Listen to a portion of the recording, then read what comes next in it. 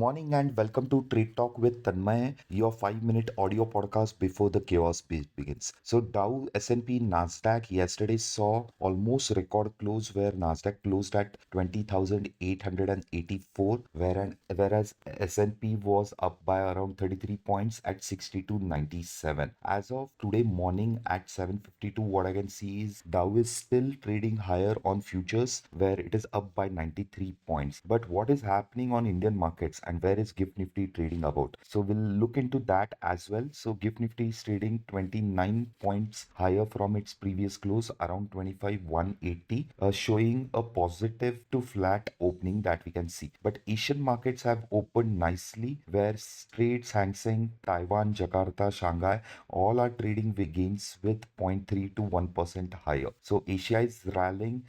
Yesterday we saw a good rally on US markets and European markets. So what's the positioning we have to do today? Yesterday was expiry. We'll come to that and what is that trade you need to do. So stay tuned and ask your questions in the comments so I can take it as well. So on the cash side, DIIs were again net buyers of 2820 crores in Indian markets, whereas FIIs were again net sellers of 3694 crores. So the total monthly figure stands at FIIs for 17,330 crores of equity they have sold, whereas DIIs have bought around 19,790 crores. So Nifty yesterday closed at 25,110. The expiry was extremely lackluster, where we saw a pure consolidation that was present. Yesterday we had predicted a range of 25,100 to 25,300, where the mean currently stands at 25,200. So we are not changing it. Still the mean remains over there itself and probably will open in that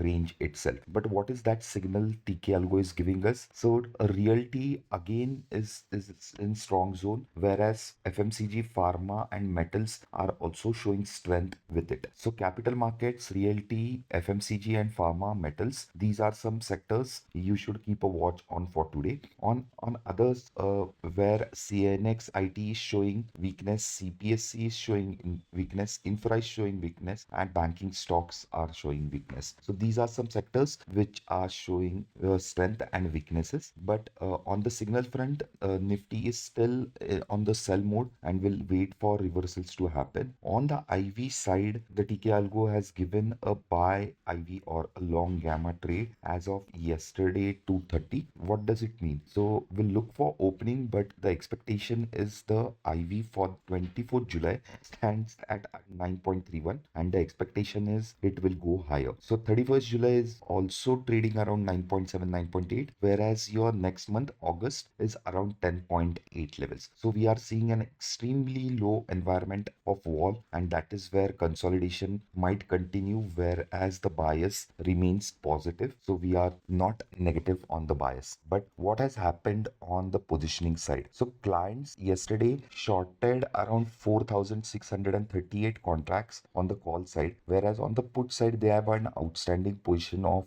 3,47,147 contracts. So that puts client again on a bullish mode, where the number of puts shorted are much more than the number of calls that have been shorted. But an interesting figure that came in from the pro side, where pros have been long on options, now they have turned sellers. So we are seeing around 35,000 contracts which have been sold on the call side, whereas on the put side they are still net buyers, where 1,53,891 contracts are long on the put side for pros. So clients have long future position, marginally short calls and huge short puts. That means they are playing strongly for the bullish trade, whereas pros are paying on the opposite side, where they have started selling calls to play for that bearish trade as well. So we'll see. 25,000 still remains as a psychological mark and a good support level. Any levels between 25,000 to 2550 can be used for buying, where the upside will remain around 25,200 to 25,300. Any bounce towards 25,300, 350 can be used for selling, where the mean stands at 200, 250. Try to avoid shorts. We are expecting the market to rally and make new highs probably in the next 30 to 40 days. So that was it. Now let's move on to commodities and see what's happening over there as well.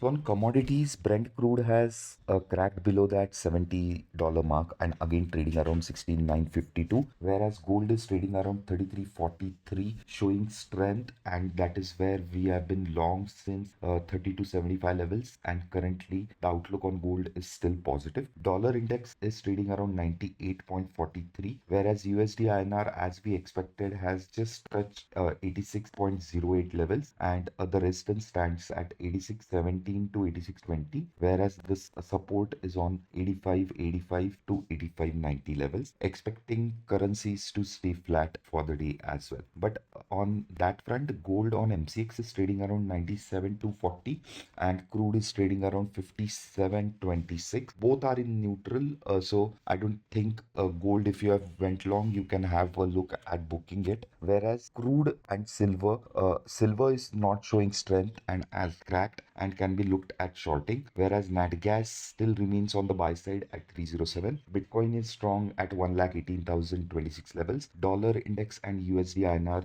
are trading around 98.40 and 86.08. So that was it. I was Tanmay Kurtagoti, founder of QC Alpha, and this was Straight Talk with Tanmay, your 5-minute audio podcast before the chaos begins. So join in every day for this, and if you like it, give it a thumbs up, share it with your friends, and see you all tomorrow. This was Friday, 18th July, signing off at 7:59.